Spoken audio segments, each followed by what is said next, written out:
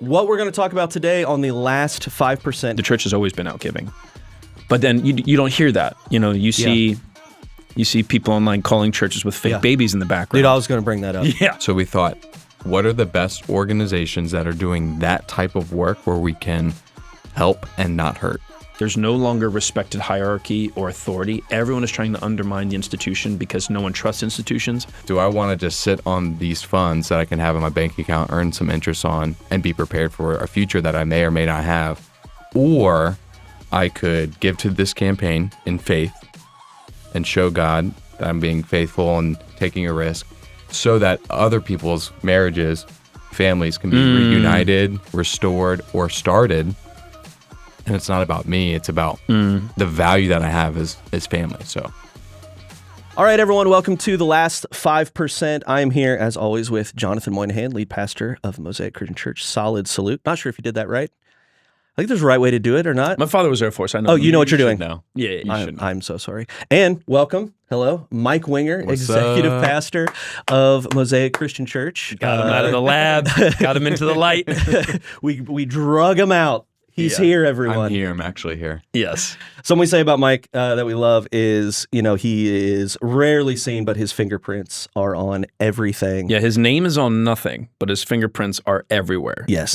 On this church. And you two have known each other for a decade? Long time, more than a decade. Longer than a decade. Our friendship began with me going to his house after church while he would lesson plan as a school teacher in the inner city, and he would plug in his computer to the Ethernet cord, because that's how we got internet back then. And we're talking like 2012. Yeah, 2011, 2012. 2011, 2012. Yeah, because the year the Ravens won the Super Bowl. Yep. So we were watching. So you're welcome, Baltimore. Yeah. Our friendship sparked and look where you are now. First John Harbaugh Super Bowl and the only John Harbaugh Super Bowl. And now you guys are the pastors together of Mosaic Christian Church, right? Leading our church forward. What we're going to talk about today on the last 5% is that we just finished the first year of a 2-year campaign. Right. And this podcast is to say the last 5%. In case you forgot, the last 5% is the stuff that you might not say if you didn't step in boldly or choose to be a little spicy or willing to make conflict. Right. And we're going to do all of that kind of about the Unlimited campaign, money at church, missions at church, how we help the hurting, like all that stuff. You've heard what we've said online or on stage about the campaign.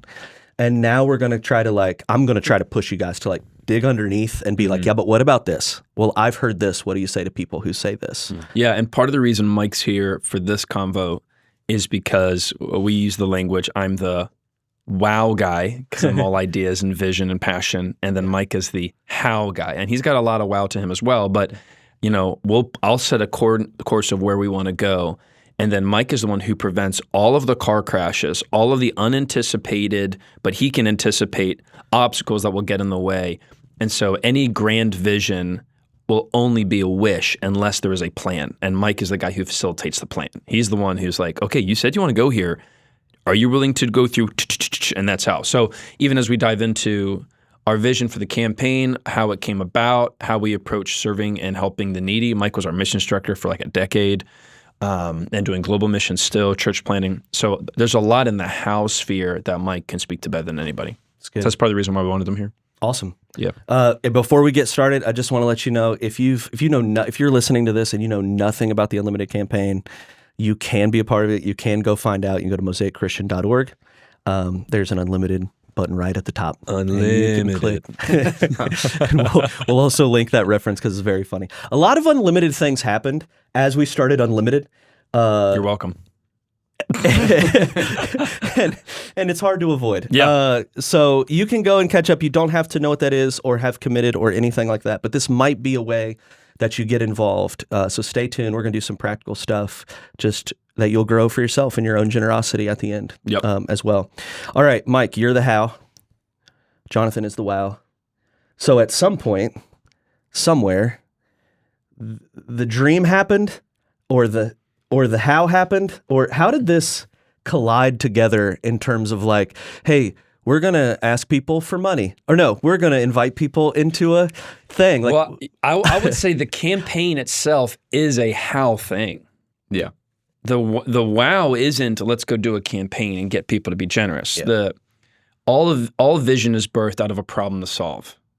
And the burden that I felt was one of the best things that we can do to seek and save the lost is be an irrefutable good out in the world. And you all know, like just from the people in your life who don't follow Jesus, when you can articulate how Christians and the church are making a difference in like real world practical situations, that opens them up to see the validity of Christ and the teachings of Christ and how the embodied faith is making a difference. And so for me, like I shared 2 weeks ago when I met with the board to become lead pastor, I had this heart for there's labor trafficking and human trafficking and sex trafficking like in our zip code. What an opportunity that we could have to help people, but also be present in like a dark place that positions us to like be a good witness to our number one mission, which is to seek and save lost people. So there's like this beautiful collision of all this. And Mike had heard me talk about these things and, how, one day wouldn't it be awesome if we were a church that had like an army that could go make a difference in environments, not just with human trafficking, but like in 10, 12 sports and with all of our local partners. So, and Mike would see me get weepy in private or talk to the staff about how much it hurt me that this was happening. And like one of our local partners that used to work with trafficking left the state. And so we just didn't know where to even go. And I had this big grand vision of like what could be in 30 years, You were talking about it at the Richmond staff retreat.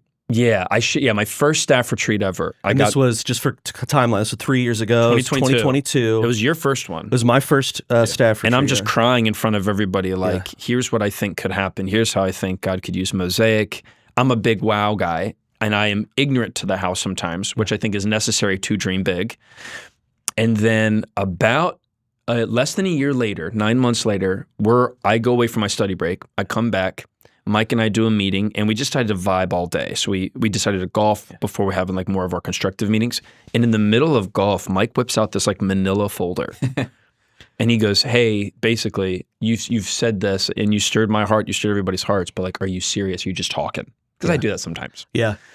I'm so curious to like pause and be like, okay, let's Tarantino this. Like, so Richmond 3 years ago, you're in the back room. Right. He's got his like red eyes. He's in the back. I'm in the back. You weren't even in the room, dude. I rolled my ankle so bad. Playing basketball. I was like, passed out playing basketball. So I was. His ankle was like the size of a pumpkin. Yeah. He was like not okay. And I'm like, I'm pouring my heart out here. My number 2 guy's in the back room with an ankle injury. It was bad. Yeah. Andy was in the back just like, bro, are you okay? I was like, no, I'm not. But I remember I got up and I like limped out.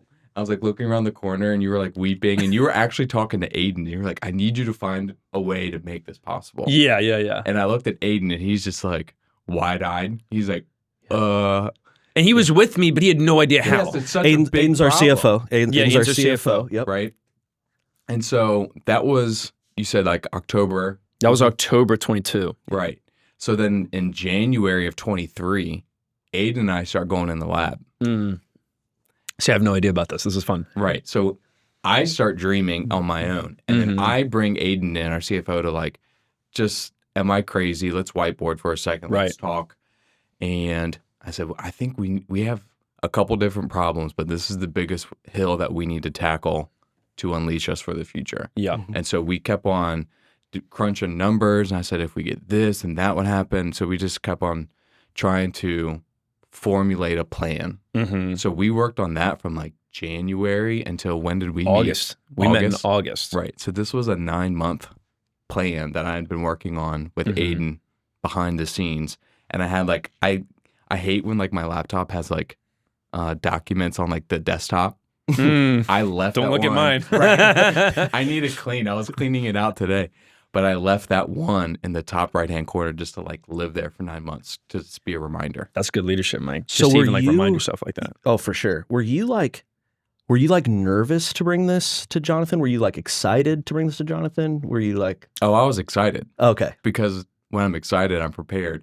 AKA bring the Manila. folder. And what was in the folder? So we're golfing, and he goes, "Hey, we don't have." I knew I wouldn't have a laptop, so I had to have all the documents. He did. We're on the golf course, and he knew. He was smart. He got me in my environment, in my vibe, where I would be in a good mood. Yeah. Like, and he whips out You the just folder. hit a birdie or something. Yeah. and he shows me we don't have a inviting problem. Our lid is not our people being passionate in evangelism. The people, first-time guests were coming. We don't have a baptism problem. The Lord was still engaging people, drawing them to himself, getting them baptized. We didn't have a space problem. We knew that we were going to be able to add a third service. The lid that was going to block us from becoming the kind of church that could be an irrefutable force for good was our finances.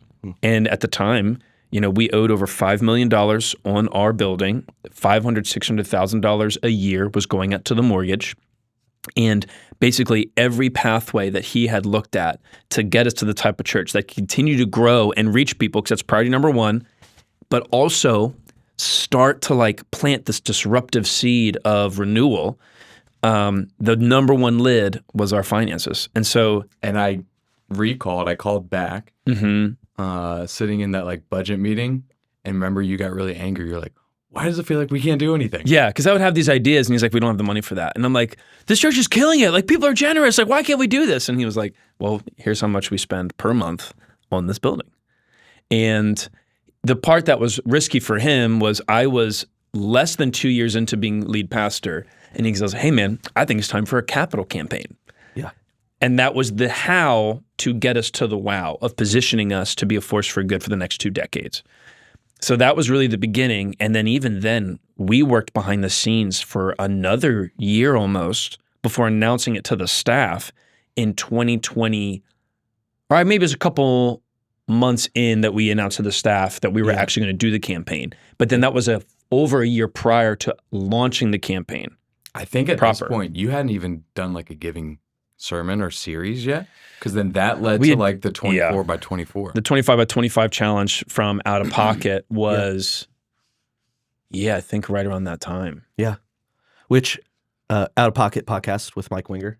It's out there. Second appearance. We'll link it in the show notes. It's really helpful for practical giving, generosity, stuff like that. But this conversation is what led into that series to kind of get people thinking and talking about that. And just having to teach people that generosity is what moves the needle for the kingdom of God. Mm-hmm. It's a major aspect of discipleship. According to Jesus, giving is central, not incidental to spiritual maturity.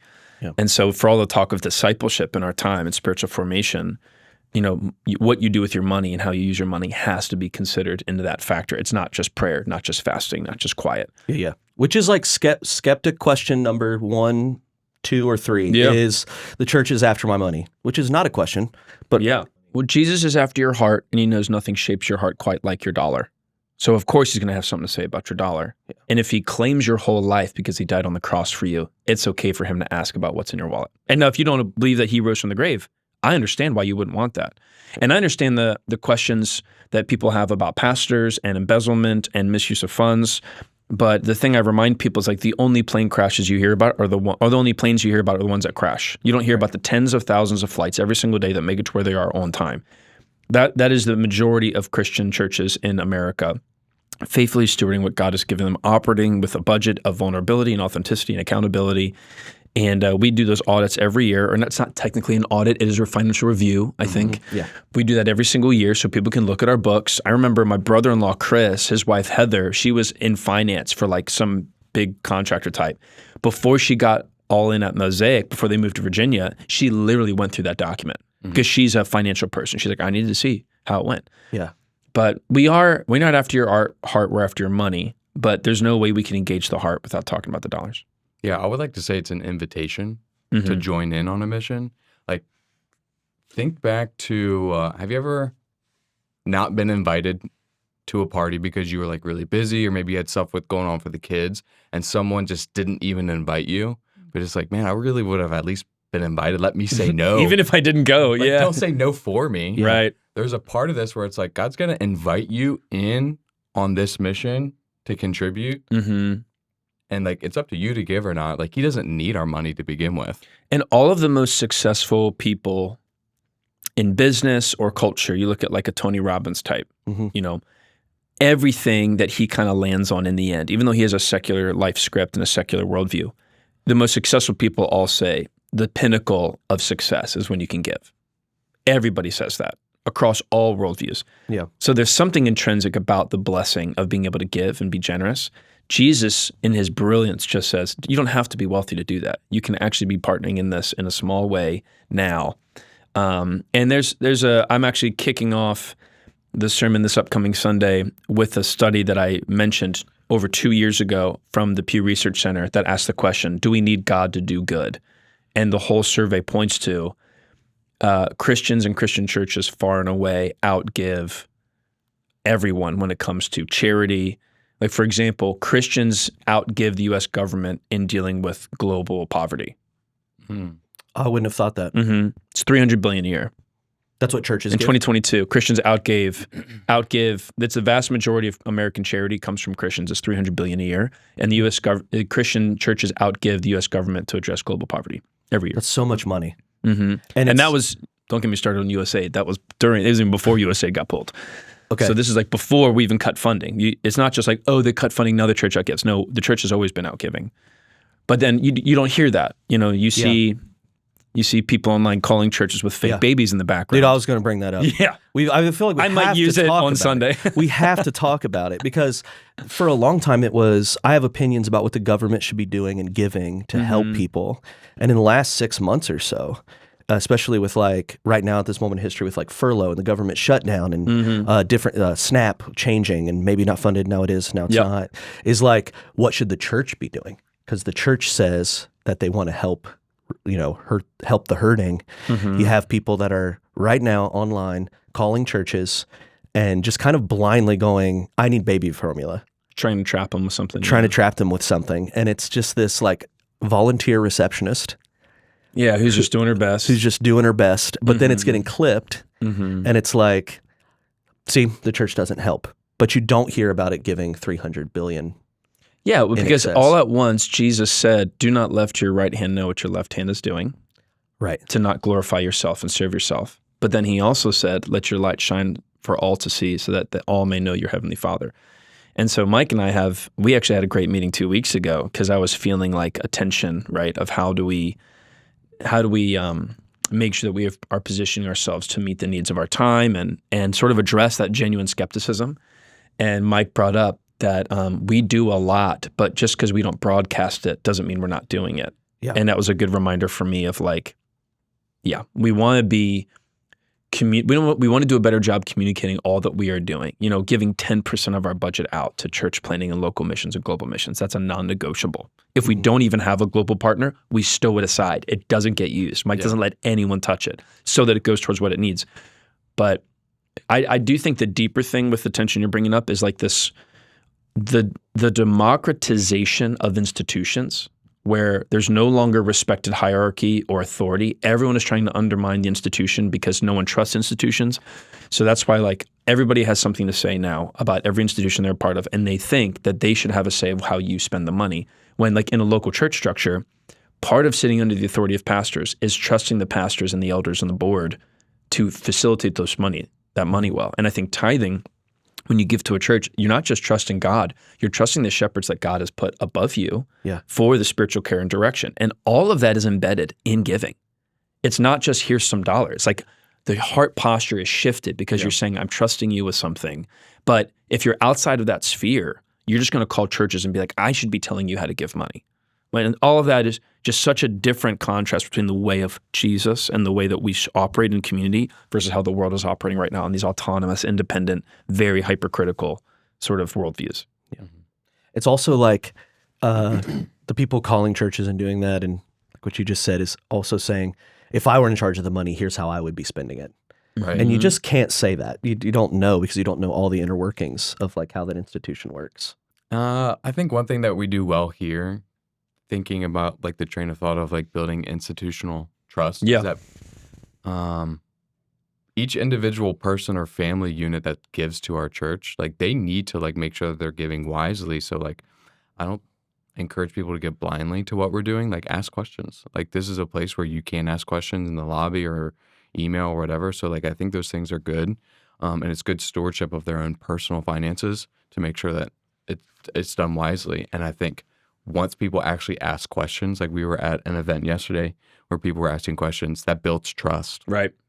Yeah, I'll gas up Mike here too. Last year during the campaign, we met with lots of people one-on-one to hear their giving stories and to hear what they felt the Lord was nudging them to give to the campaign. And this is just who Mike is, but this is a testament to why I think God has blessed Mosaic financially, because we have men of character and leaders of character like Mike. He met with a widow who had significant amount of funds, and she was trying to steward what she had to give to the campaign. Her financial planner on the side is not a Christian and was nervous about her passion and zeal to give to the campaign. So she threw out a number to Mike. She had two numbers. One was lower, one was higher. The assumption of pastors would be like, they're going to work this widow to get the higher number. Right. What happened is Mike said, I don't want you to give a number that makes your unbelieving financial planner think ill of the church. I would rather him come to faith and you give nothing than you give a number that jeopardizes his openness to the gospel. Wow. So Mike led her, like she wasn't like sad, but she was like, oh, and he cast the relief of like the pressure. Yeah, and so she committed a very generous amount, but lower of the two, to create an inroad to evangelize and share the gospel of Jesus with a financial planner who did not know Christ. Yeah. That level of trustworthiness is what should be happening when you give. And that's the kind of thing that Mike is talking about. Like, how do we steward our people? We're not just stewarding their money, we're stewarding their hearts. And that's why the scriptures say, don't give out of compulsion or guilt. Yeah. But we've seen that go poorly so often. Like there's that viral video of the pastor who's like, lock the doors. We're not getting out here until we have $40,000. I'm like, we're not doing that. Mike, where does that, like, how did you come to that conclusion for yourself? Was that an in-the-moment thing that you just felt like, man, this is the right thing? Or had got that dog in him. Have you been doing some thinking? Like, is there something that formed that for you, that you want to have that posture, especially as someone who's in charge of it? Like with how the campaign was going, but I didn't give an answer based off how the campaign was going. I just thought the two numbers that she was thinking through, both were very generous, but like the lower one isn't going to make or break this thing. Mm-hmm. Like it's not going to be, the campaign isn't going to be successful or not based off this one conversation. And I value this person that I've never even met or probably ever will met, in her relationship with him and the way that she communicated about their relationship. I was like, that's more important than anything we're talking about right now. So I think it's just like a pre-decision of having those values of what's most important. And at that time I was like, well, that's more important than this. So I don't want to violate that. One of Mike's biggest strengths is wisdom and discernment. And I'm realizing right now as we're talking, one of the ways that he lives that out is there's a accurate prioritization that he's constantly living within. And like seeking and saving the lost is always top dog. Mm-hmm. So everything else is a means by which we then go bring the kingdom of God by seeking and saving the lost. So the dollar never becomes priority number one. It is a means by which we capture hearts, it's a tool. Fund the ministry. And so he just lives with that. I get all out of sorts all the time. Whatever's in front of me, I get really excited about. And that's why having Mike as executive pastor is so helpful, because he's constantly like, hey, John, remember, these things go in order. But even as you're talking, like you never let the campaign or the budget or even her emotional state, because as pastors, you just care about people so deeply. Mm-hmm. You kind of want to help them feel what they want to feel. But even that can be bad if it's misprioritizing the mission here. Right. So I'm glad we got here. I wanted to work out the campaign and what we wanted to do with it. So already in this conversation, we have pay off our mortgage, reach people on Route 1, give to organizations, but then also a deeper personal, like reach the lost thing for people who want to give, but their financial advisor. And we've got tons of stories we'll get into in a minute. But like, so there's like all of these things. And one of the questions we got around the vision events we did was, what are we giving to? Mm-hmm. It was like the main question on everyone's lips. And we answered it lots. And maybe you could re-answer it, but I also would love the last 5% about that question and like kind of where we are 1 year in. We wanted the campaign to be an opportunity for people to give to the flame that already exists, to fan it and accelerate it to a greater force. So we weren't doing a campaign to start a spark. We already had a flame going, and this campaign was to pour gas on it. But we said straight up, like, hey, you're giving to the campaign to help us be the church and keep doing what the church does. It wasn't for a building. It wasn't for a campus. It wasn't even to like go start a nonprofit. It was to position the church for the next 2 decades of ministry, because 2 years of sacrifice, we were in a unique moment. 2 years of sacrifice right now sets us up to have like an unlimited view of what could be over the next 2 decades. And that includes, how do we reach more people as a church here? How do we supply and care for the church well with staffing and all those things? How do we reach people with greater intensity? How do we partner with people in West Baltimore? And how do we actually dream about greater things? but it was basically just putting gas on the fire. And that it was one of the things when we met with the people who teach you about campaigns. They said this was called a phantom campaign because there was no building. So cool sounding. And one of our convictions. It is cool sounding. It sounds cool, but everyone goes, I don't want to do that because it's hard to cast vision. But one of our mentors, Scott Nickel at Southland Christian Church, he said one of the flaws of Western Christianity is the assumption that people are so immature they won't give unless there's a building, because that's a maturity issue. You give because God says so, not because you get a building. Oh, right. It's a lie that we think people in America are so immature they'll only give if there's a building. And we wanted to bet on our people and just bet on the formation and maturity that we had developed through years as a church and just say, hey guys, hell is real, suffering is real. We could attack both by stepping into 2 years of generosity. And we just told stories of life change. They had nothing to do about buildings or campuses. It was just, here's how the gospel has transformed lives. Do you want more of this? And one of the opening lines in that first week was, given our history, why would we dream so small? Yeah. Given all that God has done, why would we, diminish what God could do next? But yeah, I mean, it was, then people still say, yeah, but what are we giving to? And I'm like, yeah, you're giving to help the church be the church and just be open. When people pushed, Mike, I'm interested in, sounds like you had a lot of these conversations too. It's like when people pushed past that response and went like, okay, I got it, but like, what are we giving to? Like, did you have a follow-up response to when people push skeptically or anything like that? So when people make a sacrifice on their own for the church to do more of what it can do, which is reaching people, the question is like, what are we doing with that cumulative tool? Like, how are we going to use it? Yeah. Right. And so that's where I would answer the questions. We want to prepare ourselves for the future. Yeah. So everything is future-minded. What's the next thing that needs to happen? And then that's where I would communicate very shrewdly. Like, we need to look back at our debt in order to free us up for our future. Yeah, so that's we're in going those. to look backwards in history and take care of that so that we can move forward faster together. So in those convos, like in the Vision Night Q&As we would do, we talked about the mortgage. We broke down the number of like, here's what it costs.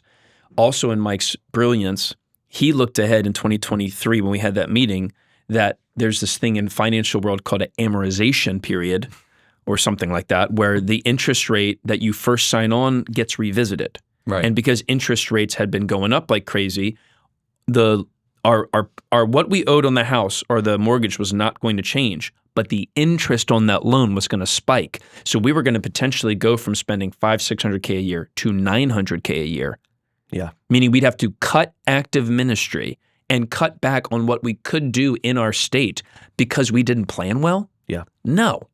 And so all of that was on the table. So then we walked through the finances and the mortgage and said the primary chunk of this gift is going to go towards clearing our debt because right now the debt is blocking us from the mission of God. Yeah. There will come a time in the future of Mosaic when taking on debt accelerates the mission of God. But it just depends on the season that you're in. The same way a family tries to clear out debt at some point, but then as you grow, you're like, okay, we're going to move into this new house. We're going to take on new debt. But because we cleared the debt in the past, this next one will be done in 5 years. Yeah. Like this debt isn't the goal. The mission of God is. And sometimes clearing the debt is what moves it forward. Sometimes taking on debt is what will move it forward. It all depends, though, on discernment, wisdom, financial planning, all those things. But in this season of the church, we're going to be 17 soon, or we are 17 already, I think. That debt was what was blocking us to being unlimited in our time. And so that's what we walk people through. Yeah. And then it was hard because people were like, well, I have a mortgage. I'm like, I do too. Yeah. I get I think I can like relate at least to the impulse of being a church leader and wanting to distill that into like a tangible, it's just a building. Yeah. If I'm trying to like rally people to do this big thing and use the word amonization. Amorization. I'm like, I didn't know what it was. So as you told me. described it, I glazed over. Yeah. I was like, this is not a sexy thing to like get people to like give to. So I guess I get other churches, some places, some leaders that would want to just go for our people. But then I, like you said, it's like, man, you're just talking down to me and you're like drawing it in crayons and I'm smarter than that. And it's like, we respected the people of Mosaic to go, here's all of it actually. And also you had done 3 capital campaigns as a attender. I had done 2 as just a person at Mosaic. Yeah. Both are scary. They're not fun. And when they're over, I don't want to do one again. And it had been 7 years since we had done our last campaign. When we did the math, only like 25% of our church had even been present for that campaign. Okay. Meaning there was like a significant stretching of the faith opportunity that the only reason not to do was fear of being misunderstood. Yeah. It was the longest period in time in our church's history that we'd gone without one. Yeah.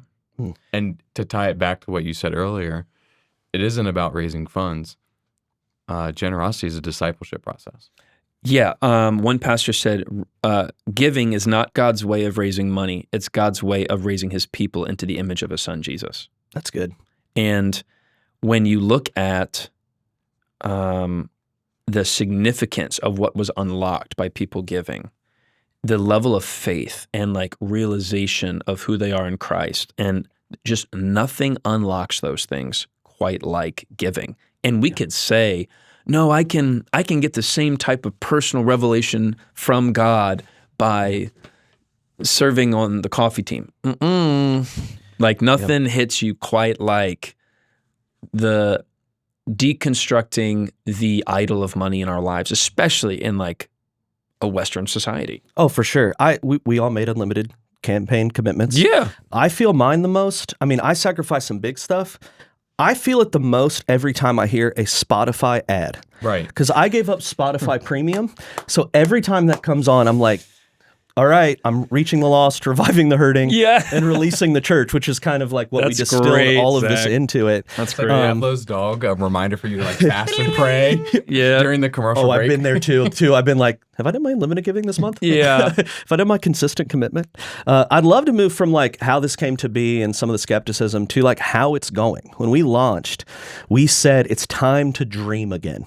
Yeah. That was one thing like that we kind of said. And I want to talk a little bit about why that was the thing that we said. It's time to dream again.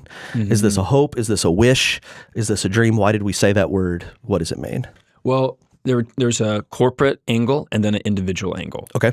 From the corporate angle, and when I say corporate, I mean like the church collective, you know. We had come out of COVID.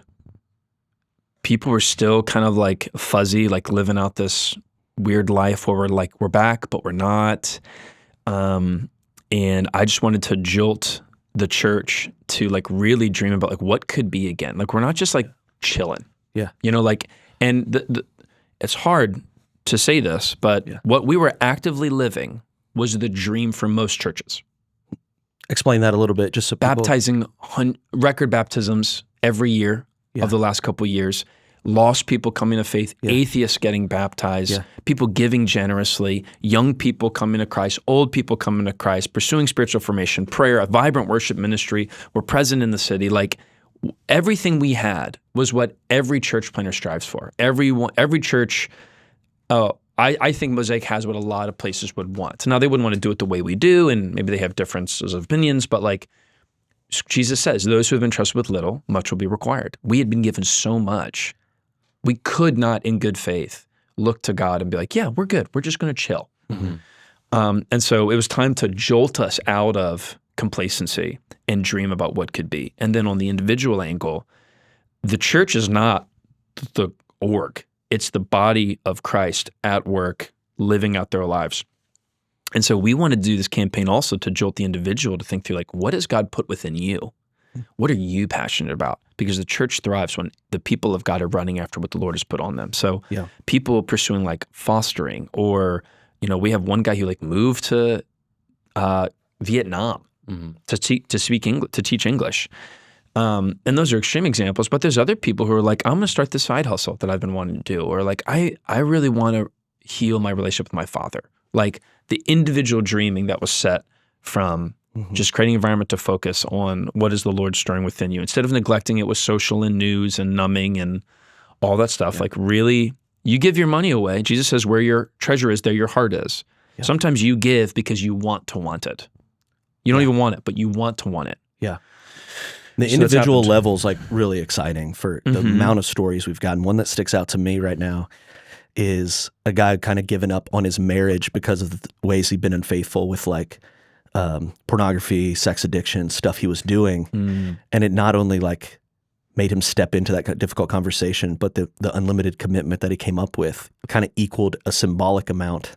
Yeah. Can you like tell us that's like the behind the scenes of that? It was a guy who had been abused as a boy and had never dealt with it. And as it often goes, that manifested in his marriage where he was sort of acting out, even though he loved his wife, but he would go to like massage parlors. And so like the very type of trafficking that we're seeking to confront, he was a perpetrator of because he would pay.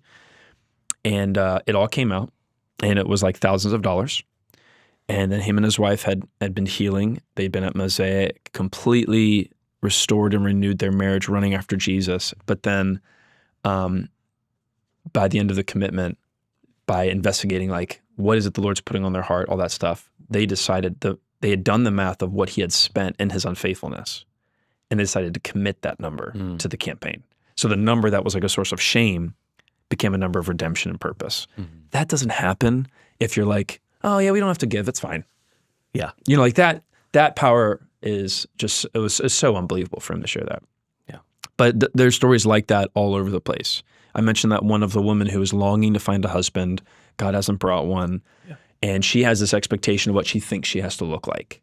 So she does Botox. Yeah. And then during the campaign, she felt God be like, trust me with the deep desires of your heart. Give the money that you would spend on Botox to the campaign so other people can find their identity as a daughter of God.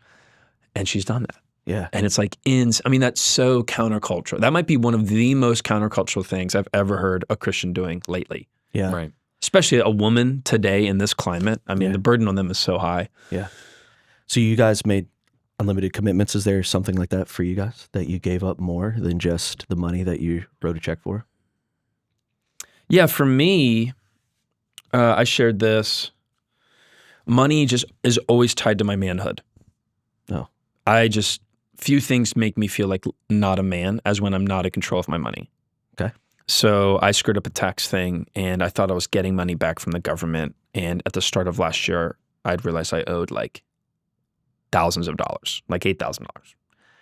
And I just didn't feel like a man. Like my message online wasn't, oh, I screwed up. It was like, you're not a real man. Because in my mind, I'm like, Mike Winger's a real man. He knows how to spend money. Yeah. I think of all these other guys in my life who know how to leverage their resources well. It's like, I'm just a boy. I don't even know why like I'm doing this. I can't do it. Man. So then I got everything sorted, and I was owed 3 years worth of tax returns. So I was like, sweet. Exciting. Yeah. And my wife and I would like to buy a new house with a little yard or something so our kids can actually play and we can kick them out while we cook so we can have some peace and quiet for once. So we wanted to buy a house. And so we were like, all right, this money from the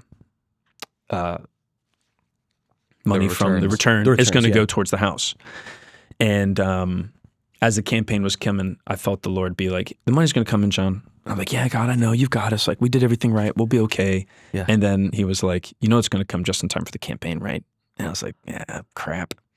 And then sure enough, like almost to the day, a month before the campaign started, the money came in. And in the process of like wrestling through what we were going to give, I realized it wasn't even about the money. It was, I feel like a man if I can get the house I want for my kids. And so to give the money to the campaign was to say, Lord, you say I'm a man. Who I am as a son of God is based on what you say about me, not what's in my account, not what I can provide for my kids. And so I'm going to rest in who you say I am and give this money so I can provide a house for those boys in West Baltimore at 1012 Sports so that we can provide future homes potentially one day for people who are suffering in our state. All of that came online by choosing to give the 3 years worth. And I was going to give like 70% of it. And after week one of the campaign, my wife's like, John, we're giving it all. And I was like, okay. Yeah. And to some people, that amount would not be significant changing money for them. Right. But to us, it was like, man, this would give us a jump start to getting a house. And the dream language, I want to hear your story too. Mm-hmm. The dream language comes from Ephesians 3. Yeah. Where it says that God can do immeasurably more than you can dream. So John, your dream was a house for my family to become a stronger family so that I can have more connection with my wife as we cook and the kids are outside. And God was like, just trust me. And now what is happening through the campaign in terms of like homes being renovated is abundantly more than you could ask or imagine. And even this morning, dude, my wife and I just got back with the kids from a little trip over the weekend. And I'm seeing all these areas of the house that we've kind of just let get disorganized. And I'm like, I'm lying to myself thinking that I'm unhappy here when I'm not even like caring for it as I could. Like I need to like organize my closet. I need to organize my bookshelf. Like the little things that are causing stress, they're not going to be solved because I get a different house. Right. So even in that like the forced stationary you're staying that comes from the campaign, the Lord is using to teach me things about myself and my own self-deception. All of that is coming online because I'm like, this is my house. Yeah. And I love my house. And God even gave us this one. Mike was there when we got the house in the first place. Yeah. Almost like spitting on the blessing of God from 2020. So I'm just stupid. It's fine. All right, Mike, what's the story behind the story for you with your for commitment? me, money represents like control. When I have money, I have control. I have options in front of me. And being a single individual, no kids, I've been someone that has thought like maybe that's in my future. I'm not sure. So I've kind of lived in a way where I'm like saving for the future just in case I have a family. And I was sitting on some money and some different opportunities. And I was like, I just felt God calling me to give that up, even though I had been saving it for something that I may or may not ever be promised. Right. But when I think about the church and what it represents, and I was faced and confronted with, do I want to just sit on these funds that I can have in my bank account, earn some interest on, and be prepared for a future that I may or may not have? Or I could give to this campaign in faith and show God that I'm being faithful and taking a risk so that other people's marriages, families can be reunited, restored, or started. And it's not about me. It's about the value that I have as family. So that was a hard thing to give up. Yeah. But it's something, like I said, I value this, but I want that more. The money in your savings account that was getting interest, that represented I'm in control, I'm safe. I'm prepared if God gives this to me. Yeah. And and almost like your trust in what God might bring was in the funds, not in his faithfulness. Right. Yeah. And so you gave so that other people could even have things that you've prayed for and longed for. But you're like, God, you're in charge of this. Right. Man. Bro. Legend. I know, dude. What a dog. God, that's awesome. It's great. But everyone has stories like this. Yeah. If you gave to the campaign and you really took a risk, there's something like this. Yeah. I think we would be amiss if we didn't even say like what 10% of the campaign went to. Right. And immediately. Like we wanted to like free ourselves up as a church, going back to the corporate side of things of like make sure that we can do what we need to do here. But there's still problems here and now outside of our four walls. Yeah. So we wanted to partner up with 1012 Sports, which is an organization in West Baltimore. Yeah, Sandtown, Winchester. Right. And so they're servicing, I guess is the right word, or just like... So 1012 Sports disciples young men who are in really rough environments through sports and community to raise them into Jesus followers who then become men who shape the community. And Jeff Thompson's the founder and director of that. He lives downtown. They've got dozens of guys in multiple leagues from basketball, football, gym. He operates everything out of his house with his wife, and they have 4 kids themselves, I think. Yeah. And they've not had a central headquarters, but they have done tremendous good helping these men who face like legitimate obstacles and a lack of opportunity. And so he's become this like pillar of the gospel in West Baltimore.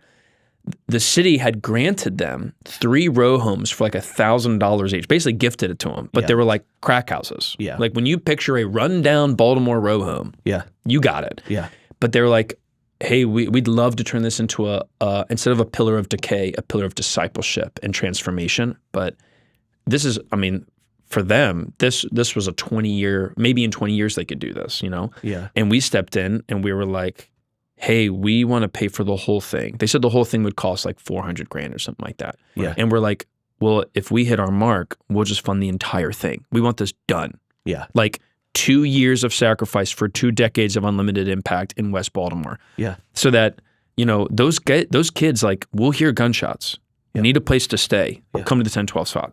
Yeah. Like now they could do that. And so, you know, because of the generosity of our people, we're going to, God willing, give over $800K to that project. It's like double. It's double.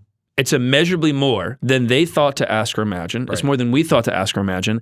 And now future funds will probably be put aside for the next home they have in a different part of town potentially. Yeah. All because people took the step. Right. So that's a good example of like, there's big dreams and stuff like that, but like we have to address the here and now. Yeah. And I joke with pastors nationally. I'm like, hey, you know where you send your youth on missions trips? That's where we live. Mm-hmm. Right. Like that's our city. Yeah. And so we get to speak into that right now. And we had that great video from Jeff yesterday. And he's just a dog, man. He's killing it. Yeah. So when I think about my giving story, it's the future dream of families, but it's also families here right now or individuals in West Baltimore. And let me connect the dots there. Yeah.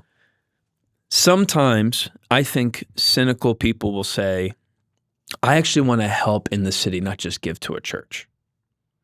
By giving, Mike is literally taking dollars out of an account that he had that met a deep need in his soul and also represented a longing he had from God. And he took that money out and gave it so those young men in Baltimore can have a place to be safe and loved and known and raised up as true masculine individuals through the gospel of Christ.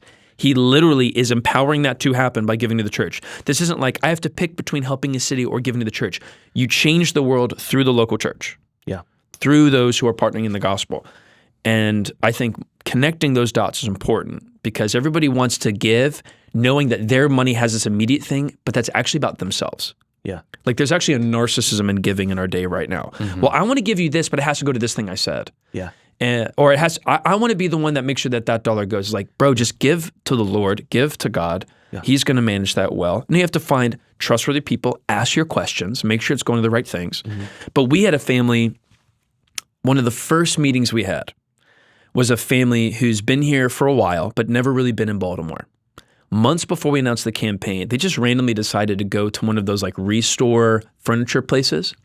And they were floored at how like much decay was in West Baltimore. And they were just like wrecked by it. Like, we really want to be a part of like, helping people there. But they didn't know anything was coming from Unlimited. We announced the campaign. We announced 1012. He had just sold, his company had just been bought out. And he was deciding to liquidate some of the stock options he got to give a massive gift to cover what was happening in West Baltimore. But he didn't say, I want this money all to go to this thing. He said, I'm going to trust you with this, and I'm so excited for the project that we're doing. And his funds literally made us go to sleep well that night because it was so generous. We thought, all right, God, if you brought this in, we're going to be okay. I was in a meeting. Just need to not screw it up. Yeah. I was in a meeting. Mike comes down this hallway, and we don't interrupt each other in meetings, and he goes, John, I need you right now. And I thought something was terrible or really good. And it was someone but it was like they saw the decay. Yeah. They trusted the church. Yeah. And I do think that those two people, they know who they are. The Lord used them to spur up passion and vision for Mike and I to not feel like we're crazy. Because the whole thing, we felt like we were insane until that first gift came in. Because I'm like, is anyone going to give? Of like 18 months of just, is this going to work? We had people tell us not to do it. Yeah. And Mosaic had been growing like 30% every year. So we're like, cool, what if we kill all of our growth? What if everybody leaves because we're asking for money? You lit a bomb with an 18-month fuse and you didn't know if it was a dud or not. And And then you're just kind of like, is it gonna? And then the first meeting is someone who wanted to be generous, who God had given resources, who was specifically passionate about the very thing that the Lord had brought to our attention to then make the focal point. Yeah. Yeah. We're talking a lot about like how we do almost like how we do missions around here. But you just said someone told us not to do it. And I wanted to, who told us not to do it? Don't put them on blast. They No, I want names. They didn't tell us not to do it. They Was were it just another like, church? Was Yeah, it yeah, it a was another person? It was just or? a friend. It was just a friend. He was like, you just Yeah. have to make sure that you work through the messaging and that what's in your heart is communicated well so that people understand your intent. Got it. So it's more like, don't do it unless you're willing to do all the work to communicate well. It's difficult to get people to take a step of courage if you are not clear. Right. I think it was Tozer or Chesterton said, if it is a fog at the pulpit, it'll be a haze in the pew. Like you got to be clear. It started like 9 months of just clarity conversations. Oh, between you and I, just to make sure that we're just totally in line. Mike took me out to a coffee shop and was hearing me rant and vent and talk and dream and all that stuff. And he's like, John, at the end of the day, do you want to lead and build the church or do you want to lead a nonprofit? Because you're going to have to pick one. And I'm like, I want to lead and build the church to be an army that then facilitates all the partnerships that we want to have in the world. I want partnerships to be birthed out of our church because I'm going to lead and shepherd the church, and then all this stuff happens. But like, it was important for him to say that to me because I would get off into the weeds of like, well, we could do this, we could do this. He's like, you sound like the CEO of a nonprofit trying to start this org. Do you want to do that, or do you want to build the church? That's good. And I don't think you have to pick in terms of which forces are we a part of, but like, I have been called to shepherd and pastor Mosaic Christian Church. I'm going to do that. But I am going to pray that like the Lord brings and establishes partnerships that we can run after, because we work with experts who know what they're doing, and we fund the heck out of them, and we bring people who want to partner. Well, speaking of partners, like Mike, could you tell us like kind of the overview of our missions sort of philosophy at Mosaic? Like, we get lots of questions about it. We partner with lots of people. Like, why do we do what we do, and how do we do what we do? We'll get into it. Yeah, so I'll start with like the money side of it. Right. So 10% of what comes in to Mosaic in our annual budget goes back out in the form of missions. And when I say missions, I'm saying local impact, I'm saying global impact, and then church planting.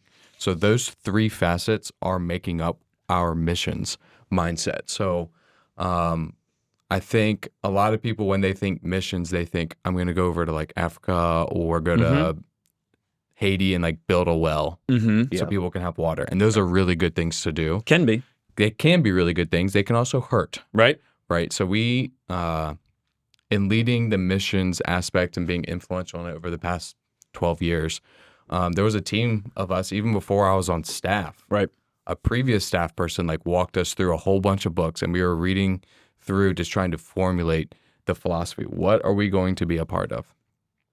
And so we really landed on really not wanting to hurt, but to help. So we thought, what are the best organizations that are doing that type of work where we can help and not hurt? So let me start even with just church planting. If I want a city like New Orleans to change, I'm not there 24/7. I could go for a weekend. Like, I know you went after Katrina. I've done Katrina trips. We built houses. I felt really good about myself. You felt really good. Don't about know yourself. if I made a difference. Who knows? And hopefully you did really great work. Yeah. And it made a lasting impact. I don't know. But what I do know that can make a lasting impact is having a church that's going to be there 24/7. Right. So it's in our DNA. So there was a group called the Orchard Group that brings churches together in order to fund a church planner to establish a new church in a new city. Specifically, difficult soil, metropolitan environments where it is expensive and difficult to plant. So Orchard Group isn't really interested in like planting, no offense to these places, but not like in rural North Carolina. They want to go where it is like a desert spiritually. They want to go where no one else will go and empower a planter to build a lasting gospel-centered church in a very difficult city.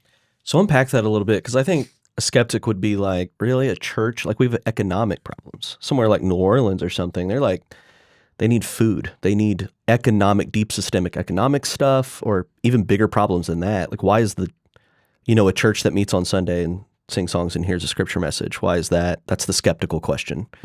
Gonna change a city. When I think about like dollars and cents, I can either write a check for food and that food is now consumed and gone. Yes. And the problem still exists. Or we can invest in the church that's going to be a presence for good, ongoing, and can help solve the problem of food insecurity or economic problems or fatherlessness. And they can do that for the next 2, 3, 4 generations and beyond me. And so I want to plant seeds that will grow and outlast anything that I'm a part of. So the first campaign Mosaic ever did was called What If? Yes. And their goal was $100,000? It was like 150 or 100 or something like that. A cynic could see that, a ragtag bunch of Christians in a movie theater. Why don't you take that money and give it to the food bank? Why do you need $150,000? Why don't you just give that? Yeah. I'll tell you why. We give more than that every year to local missions now. Right. The church is being the church. What could have been one time if we gave in to that cynicism and just whatever, we outdo that every year now for people, caring for them both locally and globally significantly. It's every year now. It's compounding interest in the ways of the kingdom. When you invest in the local church, things go out. Christians adopt and foster 2.5 times the national average. 60% of all homeless shelters in America are run by Christians. There's one HIV/AIDS recovery ministry for every 46 people in our nation that have HIV and AIDS. 120,000 unemployment ministries, 130,000 alcohol recovery ministries, all in the church. The vast majority of people who work with incarcerated prisoners in jail and helping them assimilate out, the vast majority from the Pew Research Center are Christians. So if you want to address all those problems, get Christians there. Like the data says that. The data says it's that. not like an opinion, theological thing. No, it's the 2019 Philanthropy Roundtable went through the Pew Research Center data. You can go look this up. But where the church is, things thrive. One anti-trafficking nonprofit globally found that the number one commonality in villages where trafficking died was a Christian church got planted. Wow. You want to rescue women? Plant a church. Yeah. Done. So that's, I mean... That'd be my answer. Yeah, I think it's a great answer. It's not just like our theological opinion. Like the data backs it up sociologically, like on every front. Which is why we plant churches in red and blue cities. Right. We're not like it's not like this one's no whatever. It's like we want to go where churches are needed, and churches are needed everywhere. And if you're curious about where like we have churches planted, you can go to mosaicchristian.org and like view them all. We have links like to their website if they have a website and stuff like that. So I encourage you to do that. We partner with a planter. We plant churches in these cities because we're not going to be there. Right. But we want to work with what we call nationals. Right. For a foreign country or natives to the city. Right. To be there because I don't know the problems of a different city. I barely know the problems, let alone the solutions of Baltimore. Right. Right. Yeah. So how am I going to be expected to like actually make a difference in a city like New Orleans or Portland or Boise? Like we need somebody who knows that town, that city, that country, and can help address those long-term problems. Yeah, absolutely. So in principle, like Mike's on the board for a church plant in Washington Heights, hyper Dominican environment in Queens. I think it's Queens. It's north of Harlem, so whatever that is. And Manny, the pastor, he's from there. He knows the temperature of the environment. He knows the people. He knows the needs. He knows how the church needs to step in to the programs that are failing. We don't know that. And the best thing that we could do is fund them and then send volunteers when appropriate to support what they're doing. But it's not to like go, I want to have a front row seat with the homeless there. If you say that's not helpful, we're not doing that. Right. If you say the best thing is for us to hand out flyers and wash floors, we'll do that. Right. Because serving the kingdom isn't about what I feel by getting to do it. It's what has the commander told me to do. And when I go help with the church plant, what are they saying would be the best thing to do? Yeah. Yeah, I've been on this is a little bit random. I've been on a mission trip before, back-to-back summers. And the first summer we went, this was in Mexico. We painted this wall. They just built this wall for their school, and we painted it blue. And it's like, that's good. I mean, like, okay, you got some labor I'm sure here. you did a great job, Zach. Yeah, I did a really good job. And then I went back the next year, and one of the things we did is we painted the wall green. And it's like, now these people got money from us because we went and they got some labor to do stuff. But I definitely felt this tension of like, they're coming up with stuff for us to do because we're here. And I don't even know, like, and if I didn't want to paint the wall, I would have no idea even where to start. Or like what to do. But I do think a lot, I can't quantify, I'm not going to quantify it. There are mission trips that turn into that. And, Christian vacations. Yeah. It's almost like tourism.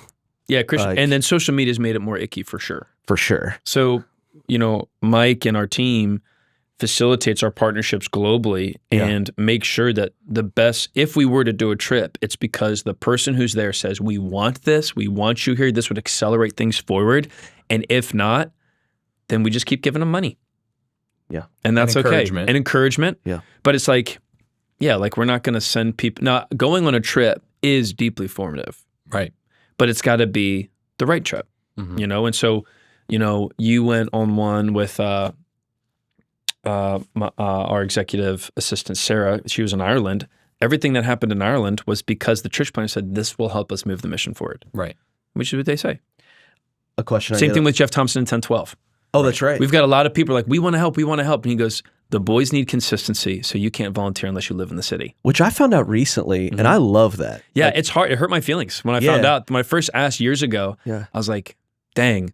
But yeah, these young men do not have any consistent male figures. They can't have some suburban guy coming in who's going to pop in like occasionally. They need someone who's going to be here. Right. So I'll use this to kind of bridge into like, we talked about church planning. The philosophy around like local is, again, we can kind of help identify or see problems like on Route 1 or in the city or wherever.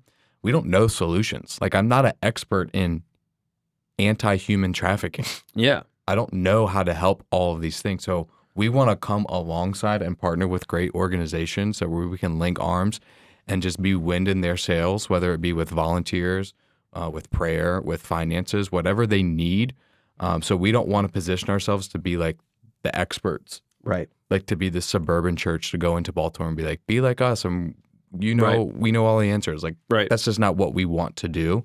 So we just try to find really great local or global organizations to push their work forward. So I guess really, if I had to like dumb it down, our missions philosophy is just acknowledging, hey, we're really dumb.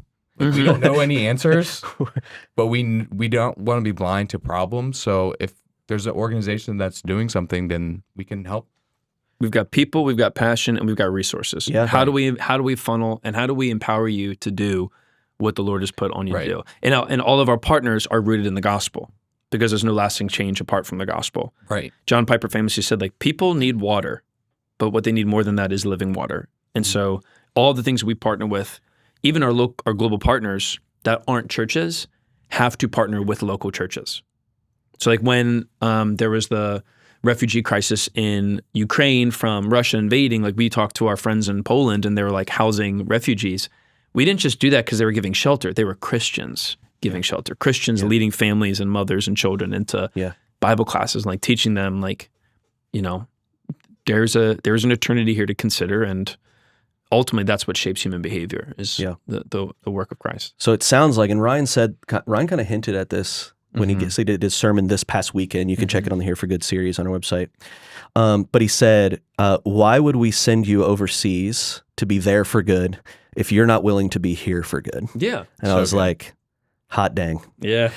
Mic drop moment. But it's true. Yeah. And the strength of what we do also is that it ensures that all of our people and passion is going to be helping year round, because these partners are doing things year round. Right. We're just putting fuel on the flame over a weekend, but they get to like do it and get really into the weeds.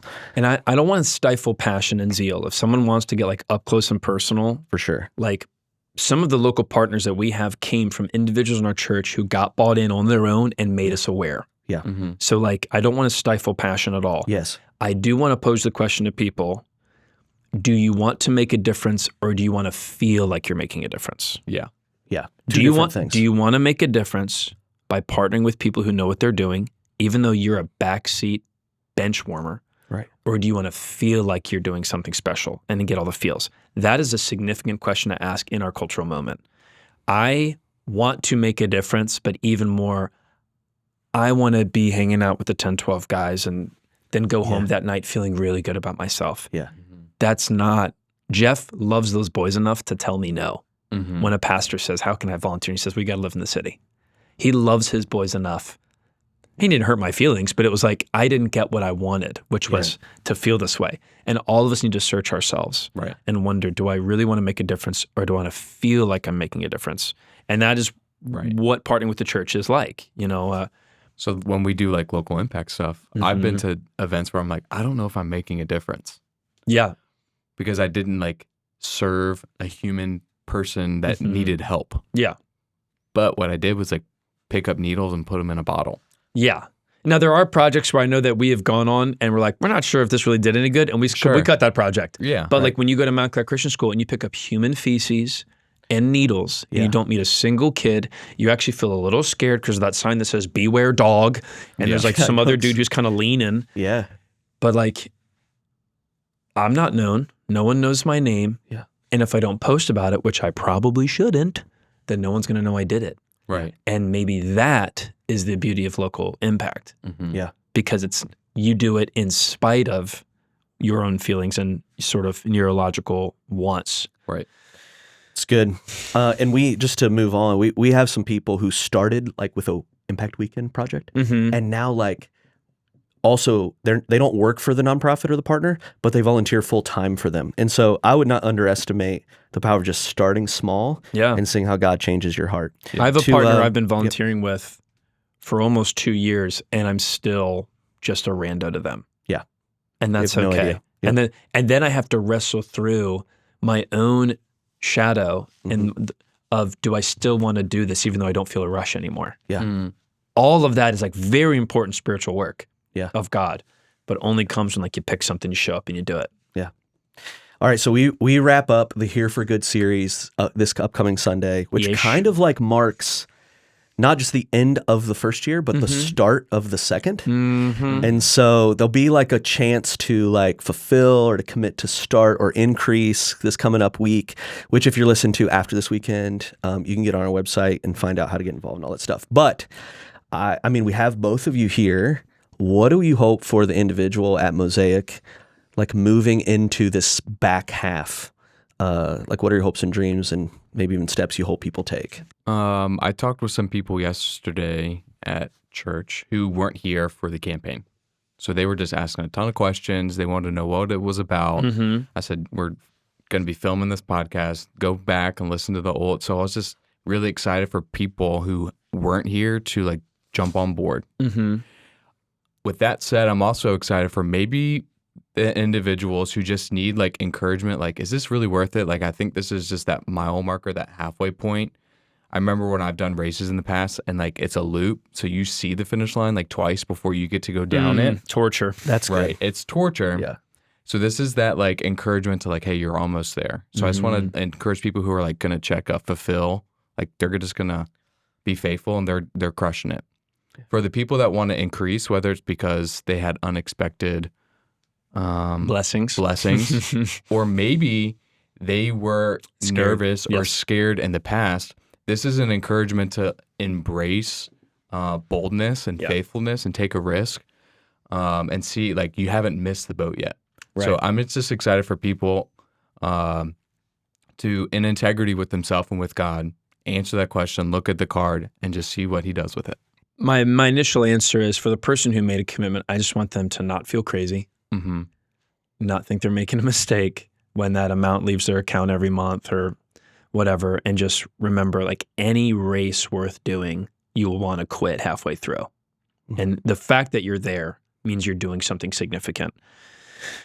And for me, you know, when I've caught myself a couple times dreaming about what I could do with certain funds if I wasn't giving them, and I'm like, no, this is worth it, you know, and that's coming from the pastor who gets to stand on stage and celebrate a record year of baptisms, and it's not even December yet, you know. Yeah.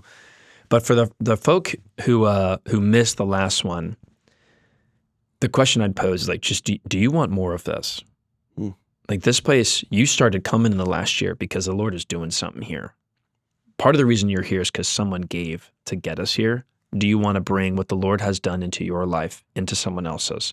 I'm not pretending it's the same experience as when we did the campaign launch last year. It's not the same as those videos, but go watch the videos we posted on Instagram of the guy who didn't think he was a man and suddenly discovered his masculinity, or the woman who went to have an abortion and found it was a pregnancy clinic, and then her son got baptized here 16 years later. Go watch the family who was told, you probably should terminate the pregnancy because your baby won't last more than 3 hours. And they decided to carry it all the way to meet her, and it's been like a gospel movement through the story of Noah. Like, go watch those stories and then just ask the question, do you want more of this? Yes or no? And if you do, you know, help the church be the church. That's all we're trying to do. You know, it's not even about Route 1. It's not about these big, crazy things. It's about empowering the church to be the church, because when that happens, everything gets better. Man, I want more. You guys want more. We want more. I can't think of a better place to stop. So this has been the last 5%. We out. We out.